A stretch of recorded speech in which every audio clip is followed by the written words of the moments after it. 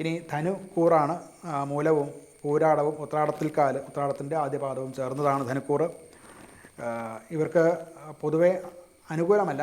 അഷ്ടമത്തിലേക്കാണ്, 8ാം ഭാവത്തിലേക്കാണ് വ്യാഴ ശുക്രന്മാർ വന്നിട്ടുള്ളത്. ഇവർക്ക് ചില അവർ ചെയ്തു വന്നിരുന്നതായിട്ടുള്ള ജോലികളിൽ നിന്ന് വ്യത്യസ്തമായിട്ട് മറ്റൊരു ഡിപ്പാർട്ട്മെൻറ്റിലേക്ക് മാറുകയോ അല്ലെങ്കിൽ സ്ഥലം തന്നെ മാറിപ്പോകേണ്ടതായിട്ടോ ഒക്കെ വരാം. അതുപോലെ തന്നെ ബിസിനസ്സും മറ്റുമൊക്കെ ചെയ്യുന്നവർക്ക് അവരുടെ ഒരു ദിശ മാറ്റി മറ്റൊരു ദിശയിലേക്ക് അല്ലെങ്കിൽ മറ്റൊരു ഇൻഫ്രാസ്ട്രക്ചറിലേക്ക് കൊണ്ടുപോകാനും ഒക്കെ ആലോചിക്കും. അത് പുതിയ സാഹചര്യത്തിൽ, വ്യത്യസ്തമായിട്ടുള്ള സാഹചര്യത്തിൽ പ്രവർത്തനങ്ങൾ ചെയ്യേണ്ടതായിട്ട് വന്നുകൂടും. ആദ്യകാലത്ത് അതൊരു ബുദ്ധിമുട്ടായിട്ട് വരുമെങ്കിലും അത് ഭാവിയിലേക്ക് ഈ പറയുന്ന മാറ്റം അനുകൂലമായിട്ട് തന്നെ വരും. ധനപരമായിട്ട് കുറച്ച് ശ്രദ്ധിക്കാനുള്ളത് ഈ ബിസിനസ് സംബന്ധമായിട്ടും മറ്റുമൊക്കെ വരുന്ന ചിലവുകളിൽ, അതായത് ടാക്സ് മുതലായിട്ടുള്ള കാര്യങ്ങൾ മുഖാന്തരം ചില പ്രശ്നങ്ങൾ ഉടലെടുക്കാൻ സാധ്യതയുണ്ട്. ഇൻഷുറൻസ് പരിരക്ഷയുള്ളവയ്ക്ക് അത് ക്ലെയിം ചെയ്താലും അത് കിട്ടാതെ വരിക, അഡ്വാൻസ് ടാക്സ് അടയ്ക്കേണ്ടി വരിക, അല്ലെങ്കിൽ അങ്ങനെ നിലച്ചിരിയാത്ത, നമുക്ക് പ്രതീക്ഷിക്കാത്ത ചില നഷ്ടങ്ങൾ സാമ്പത്തികമായിട്ട് ഉണ്ടാവാൻ സാധ്യതയുണ്ട്. അത് ആൻറ്റിസിപ്പേറ്റ് ചെയ്തുകൊണ്ട് ധനവിനിയോഗം നടത്തിയില്ല എന്നുണ്ടെങ്കിൽ അതുമൂലമുള്ള ചില കഷ്ടപ്പാടുകൾ അനുഭവിക്കാൻ സാധ്യതയുണ്ട്.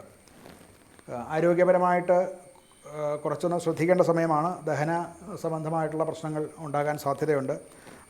ഉറക്ക സമയത്തിൻ്റെ ഒരു വ്യതിയാനം മൂലമുണ്ടാകാവുന്ന തലയ്ക്ക് ഭാരം അല്ലെങ്കിൽ ശിരസ്സ് സംബന്ധിച്ചുള്ള ചില രോഗങ്ങളും ഒക്കെ ഉണ്ടാകാതിരിക്കാൻ ശ്രദ്ധിക്കേണ്ടതാണ്. കുടുംബത്തിലും കുറച്ചൊരു അനൈക്യം ഉണ്ടാകാൻ സാധ്യതയുണ്ട്.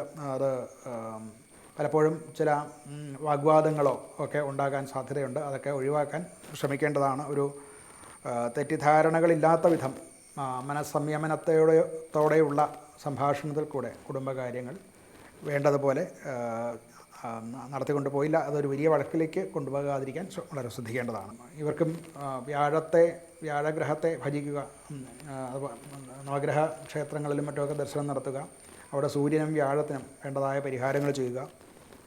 അങ്ങനെ ചെയ്യാൻ പറ്റാത്തവർക്ക് വിഷ്ണു ക്ഷേത്രങ്ങളിലോ ശ്രീകൃഷ്ണ ക്ഷേത്രത്തിലോ ഒക്കെ ദർശനം നടത്തി അവിടെ യഥാവിധി ഉള്ള പരിഹാരങ്ങൾ ചെയ്യുന്നതും, സ്വയമേവ വ്യാഴപ്രീതികരങ്ങളായിട്ടുള്ള മന്ത്രങ്ങൾ ജപിക്കുക, വിഷ്ണു പ്രീതികരങ്ങളായിട്ടുള്ള മന്ത്രങ്ങൾ ജപിക്കുക, ഉപാസന ചെയ്യുക ഒക്കെ കൊണ്ട് ഇത് ഇങ്ങനെയുള്ള ദുരിതങ്ങളിൽ നിന്ന് അതിജീവിക്കാൻ സാധിക്കുന്നതാണ്.